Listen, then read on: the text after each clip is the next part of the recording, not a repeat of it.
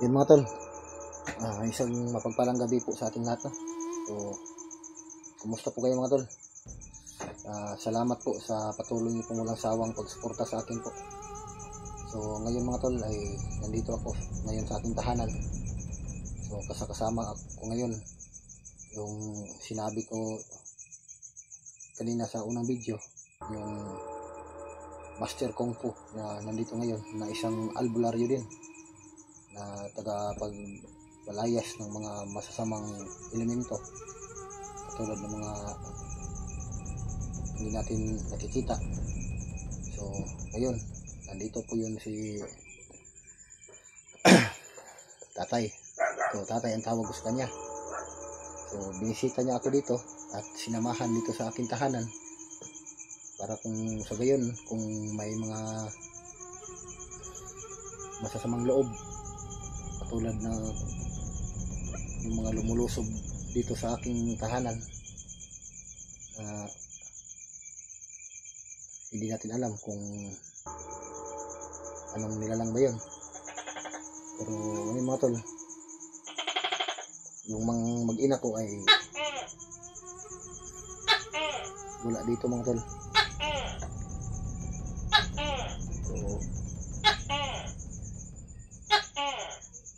Di ba?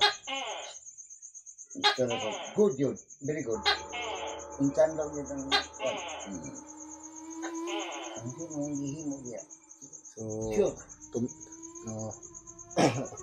napakalakas ng tinig ng aking alaga dito mga tol. Yung tuko. So, mga ngayon na oras mga tol ay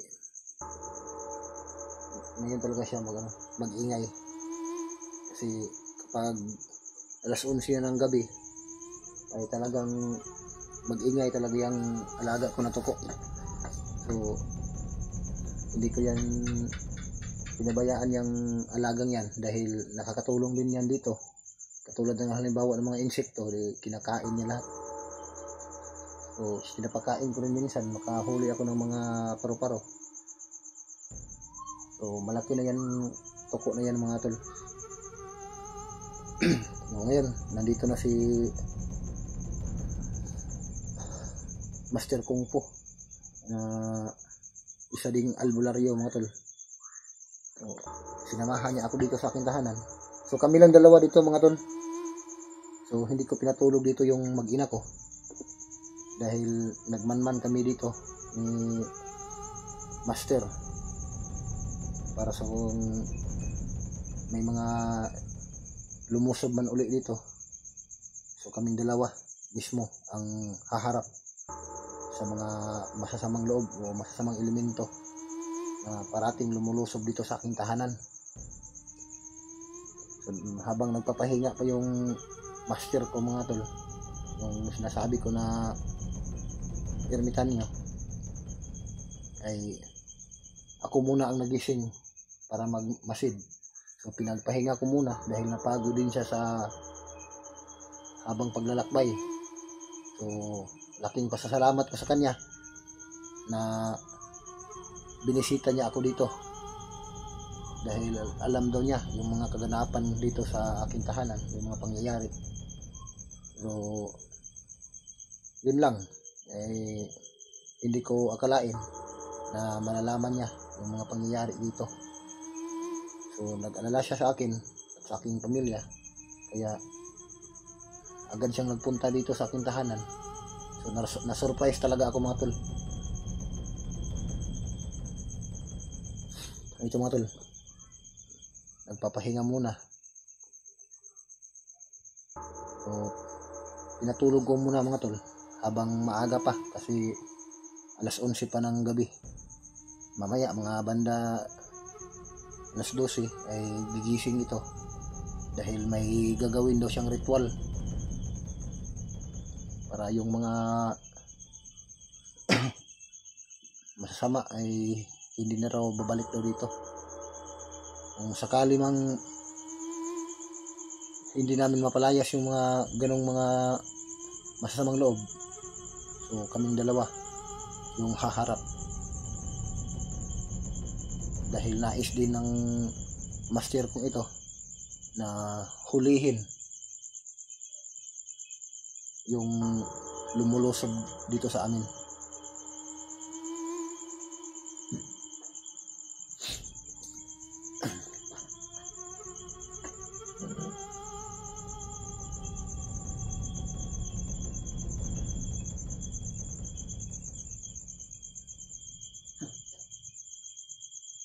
Tol, may naririnig ako.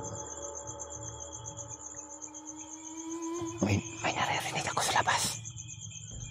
Parang may kumakalabog sa labas, mga tol. So, magmasid muna tayo, mga tol. So, hindi pala ito natutulog si master.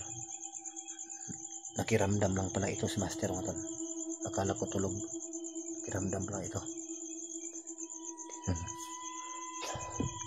May narinig akong kumakalabog sa labas, mga tol.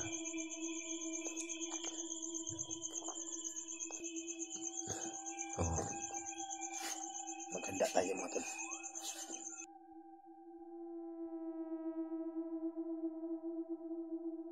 Tignan niyo, mga tol, kumakalabog talaga, mga tol. So, hindi ko lang muna bubuksan yung pinto, mga tol.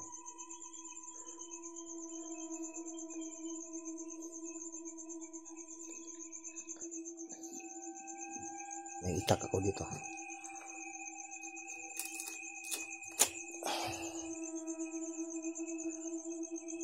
Hindi sila mamatay sa sugat, mamatay sila sa tetanus.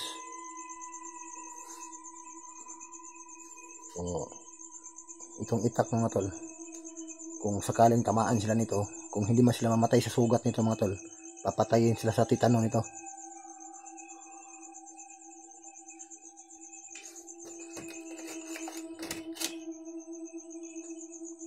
Ay, kumalabog sa labas, mga tol.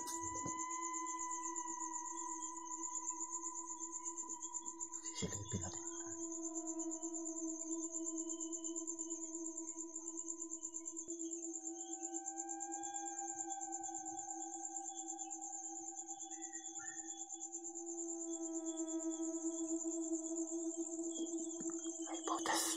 May butas dito, mga tol.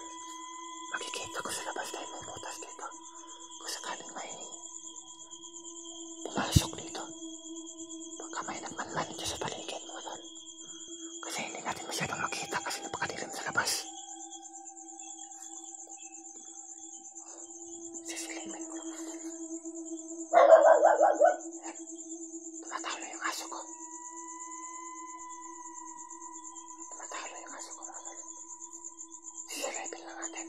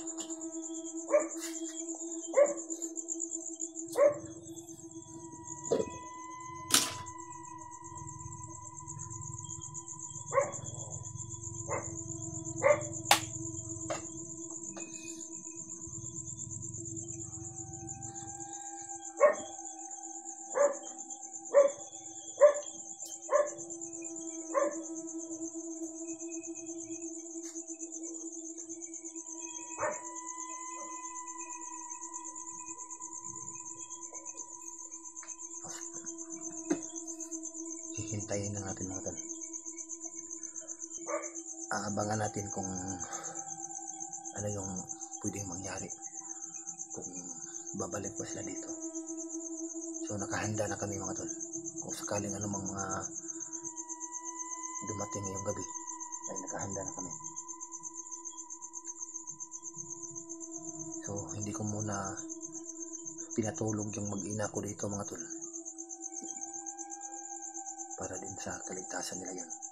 So, dalawa lang kami ngayon ni Master na nandito.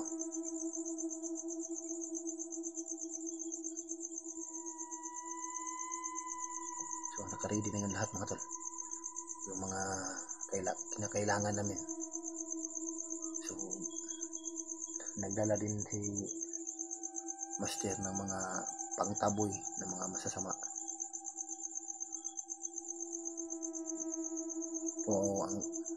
Pero yung gusto talaga ni Master mga tol ay hulihin talaga namin kung sakaling bumalik sila.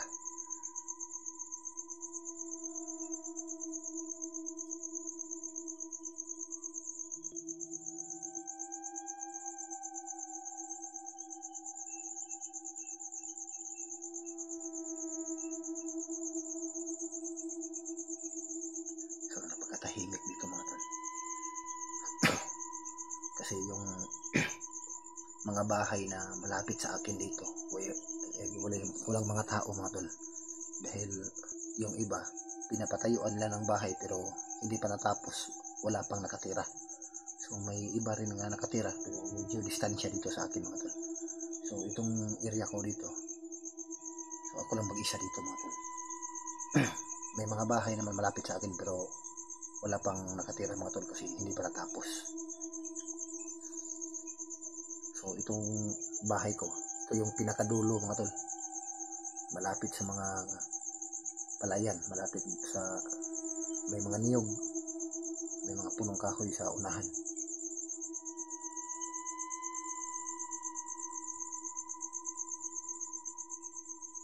So aabangan natin mga tol. So, hindi kami matutulog ngayon. Aabangan namin talaga.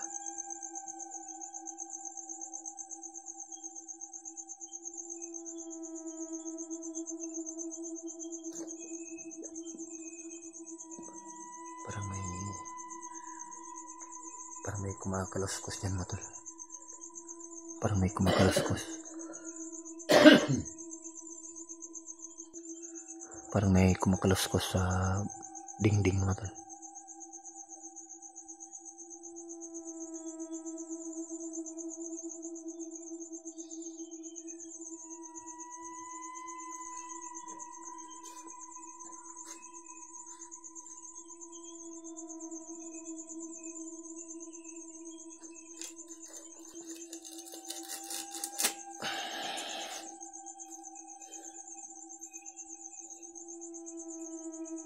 Iitakin talaga kita ngayon.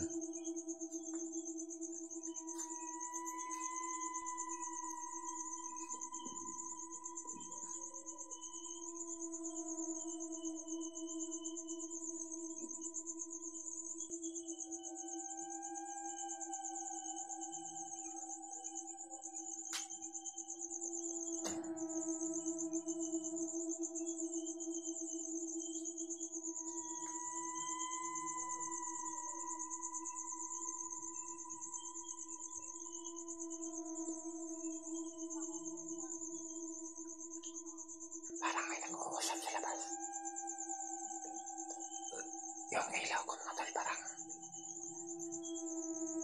patay sindi. Parang patay sindi yung ilaw ko mga tol. Baka nandito na sila mga tol.